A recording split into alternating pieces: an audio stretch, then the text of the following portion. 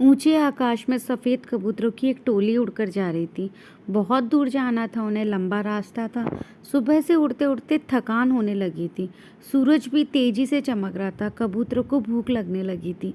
तभी उन्होंने देखा कि नीचे ज़मीन पर चावल के बहुत सारे दाने पड़े थे।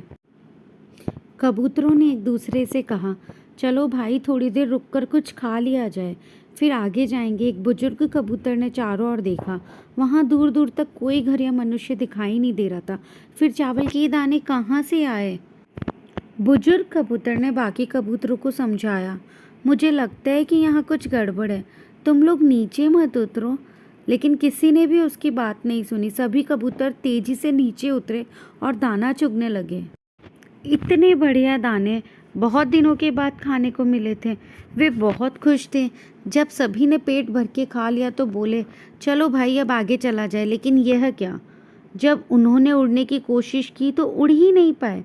दोनों के साथ साथ वहाँ एक चिड़ी मार का जाल भी था जिसमें उनके पांव फंस गए थे। उन्हें अपनी गलती पर पछतावा हुआ। बूढ़ा कबूतर पेड़ पर बैठकर ये सब देख रहा था। उसने जब अपने साथियों को मुसीबत में देखा तो फौरन उड़ा और चारों ओर देखा।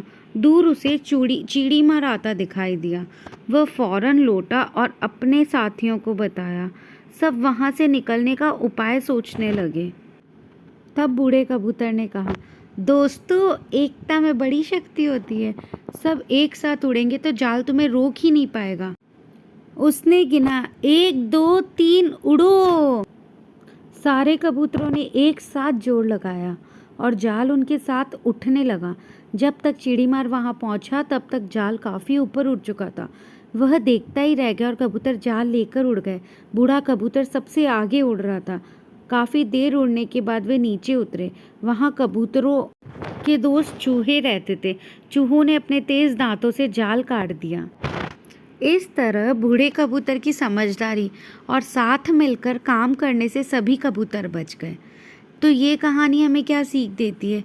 इस कहानी का एक सीख यही है कि एकता में बहुत शक्ति है। आप एक परिवार में एक साथ रहते हैं ना, और वो जब हम काम करते हैं वो बहुत अच्छे से होता है।